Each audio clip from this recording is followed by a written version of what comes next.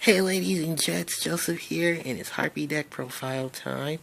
Not only will this be my deck profile for Harpy Lady, but I'll have a discussion at the end of the video about some good news for Harpy Ladies and some thoughts on it as well.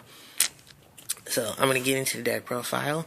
Let's start with our monsters. Of course, we have Harpy Chandler, our start off monster. She gets our rank 7 plays up. She is our massive level 4 sub up. She is sequentially the start of the Harpy lineup, and she wrecks face. One of my favorite Harpy cards out of the new sets and stuff. Other things she can do is, of course, she's 7 when she's with a dragon. She can make Big Eye. She can make Drago Sack. She makes Harpy's Pet Dragon useful. And, like I said, one of my favorite Harpy cards. My next card in the deck is, of course, Harpy Dancer. Bouncing back wind monsters to get additional normal summon a wind monster for the turn.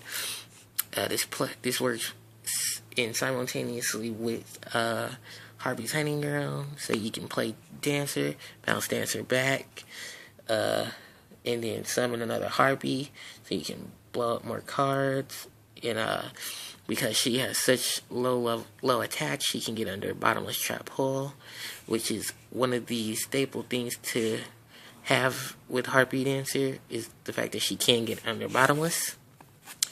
Next is, of course, for the Harpy Lady. I'm running Harpy 1. I'm running Harpy 1 because she, just her attack boost to all the wind monsters. She is technically Harpy Lady. So I'm unable to run Cyber Harpy. But, I can run Cyber Harpy if I take out one or two of these Harpy 1s. Pretty much Harpy Lady 1 is the Harpy Lady that gets the additional attack points. So it's a really useful monster in that effect. Also because her name is Harpy Lady, so she can be special summoned with Elegant Egotist. Next is Harpy Queen, the 19 meter of Harpy Lady, and the Field Spell Searcher of the deck. Next, for our dragon, we have Harpy's Pet Dragon, and we have Harpy's Pet Baby Dragons. Now, someone is going to ask, why am I running Harpy's Pet Baby Dragons again? Sequentially, when searching for a Hysteric Sign, you can have up to 3 targets. Sometimes you don't want to search out for your Dancer or your Queen, or you have them already in hand. That's technically why these two are back in the deck. I have enough experience with both of these cards to pretty much say, the amount of them used pretty much makes up for the amount of them not being used. Harpy's Pet Dragon is only in here because it allows Harpy Chandler to become 7, and she can make her big 7 exceed plays. Harpy's Pet Baby Dragon defends all the other Harpies. Not only that, but his original attack and defense will double for the number of Harpy cards on the field. And if there are 3 or more Harpy monsters on the field, he can start blowing up stuff.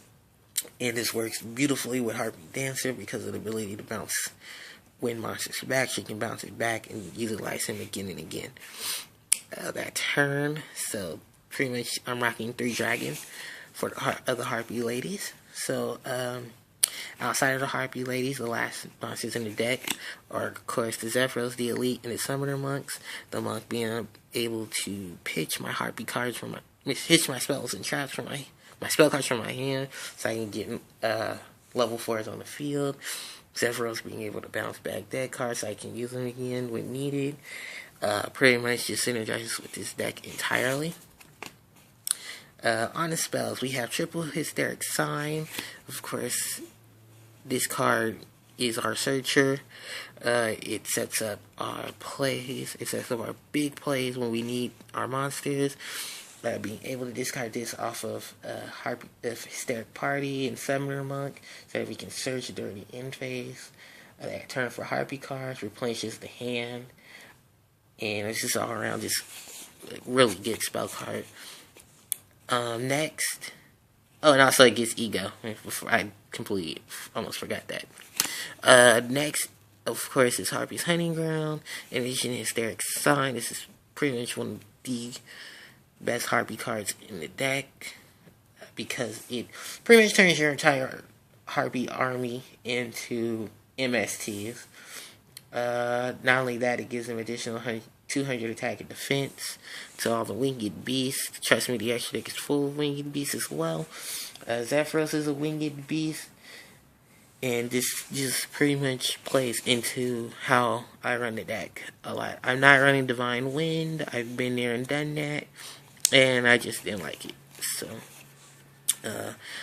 on to more spells. Of course, we have the Elegant Egotist. The Elegant Egotist can be searched by the Hysteric Sign. And not only that, whenever Harpy's on the field, I can touch some of my other Harpies from my deck. Primarily, I can only special summon Harpy Lady, so I can only special summon Harpy Lady 1, Cyber Harpy, Harpy 2 or 3, or the original Harpy Lady, because of the 3 rules clause on Harpy Lady. So, there's only need for 1, especially because you have a card that practically just adds it to hand. For the 1-ofs, we have, of course, Dark-Hole, Raigeki, and Soul Charge. For the 1-ofs. And to follow that, we have 2 Forbidden Lances. This pretty much is a trap in a spell form to protect your cards from destruction and from spells and traps. And not only that, but it allows you to lower your opponent's higher monster attack so you can knock it out. So, on the traps, of course, we have the Hysteric Party. This wouldn't be a Harpy deck without Hysteric Party. Pretty much allowing you to special summon all your Harpies in your graveyard to the field. So you can pretty much go in for the Swarm. And being able to discard stuff is also why this card is fantastic. Because you can discard your Hysteric Sign, you can discard your dead dragons, and then Harpy Chandler can go get your dragons from the deck if there's any still in there. So you can make more plays out of them. Next is, I'm going to do these 2 in a set of 4 in the setup. Dimensional Prison and Phoenix Wing Blast.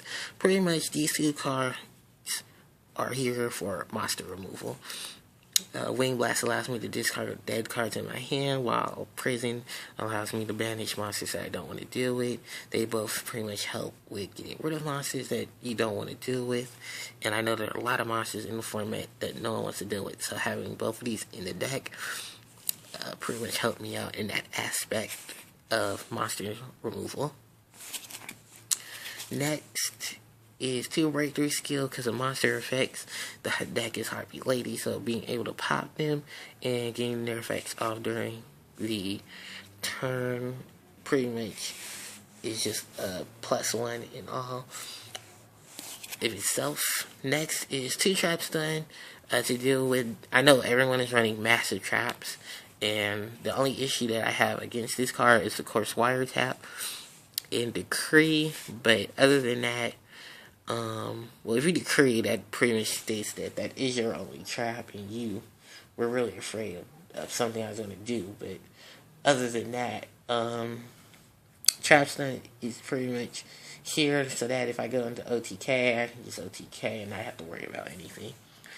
For my 1-of traps, is just Bottomless Trap Hole and Solemn Warning. And that's pretty much it for the main deck. Onto the extra deck, we have a pretty unique extra deck.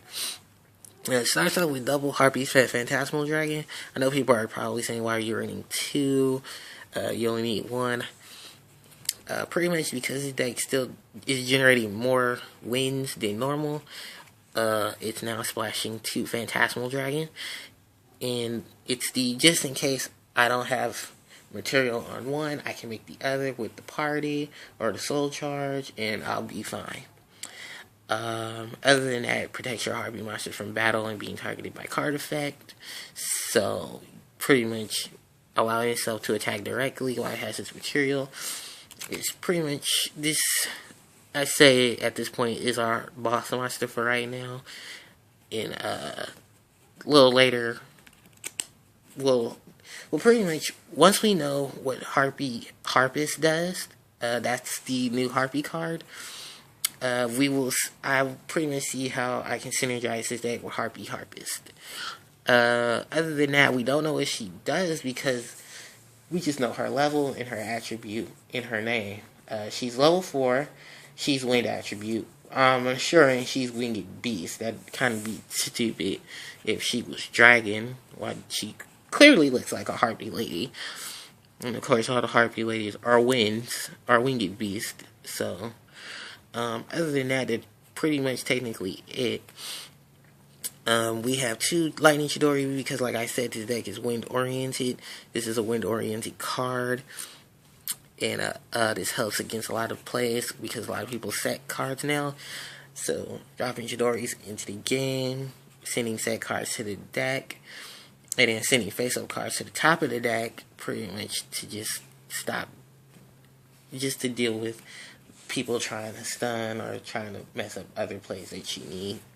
One Castell, like I said, Winged Beast deck, why not? Castell works in the same instance of Chidori, or you can set a card before you Chidori, like a monster, and then pretty much knock it out the way. One Mega Phantom Beast Draco deck because of the fact that this deck is going from Chandler, making her 7 with Dragon, and it pretty much she sets up into this monster. 2 Ice Beast Zero fine because of the fact that she's a Winged Beast. She's a shutdown card. She shuts down your opponent's cards. She can stand your attack for every face-up card on the field to your next standby phase, making her an ulti beater, making her a really high attack beater. She knocks over really high attack cards as well, and knocking out their effects. One Ouroboros, because that can generate massive force. So Ouroboros is a liable target. 1 Queen Druid Djinn, and that's pretty much to pick up Harpy's Pet Dragon. 1 got Cowboy because Cowboy can burn for the game. 1 Black Ship of Corn. Black Ship of Corn pretty much is here to be utilized for monsters that cannot be destroyed by card effect or floater cards, sending them to the graveyard so that they can't get their effects off, and it disrupts the fire ice hands as well. 1 Master Key Beetle. Key Beetle is to protect cards easily accessible because I run Zephyros the Elite and Summoner Monk. 1 Master Blaze because of the 7 plays, and 1 Heartland Draco because this deck is filled with continuous spells and field spells, so this deck pretty much can abuse this. The only reason why I'm warning 1 and not 2 is because I feel there's no need to run multiples of this. Not only do we have Harpy's Phantasmal Dragon, we have enough power to make Phantasmal Dragon do enough damage on its own. So, that's pretty much the deck profile, you guys. As far as Harpy Harpist goes right now, if I do hear any information on Harpy Harpist, in a later video, I will talk about her and what her add effect would be to this deck. So, till next time, guys, this is Ice signing out. Like, comment, sub, and all that good stuff. So, also, happy holidays to you all, and much more.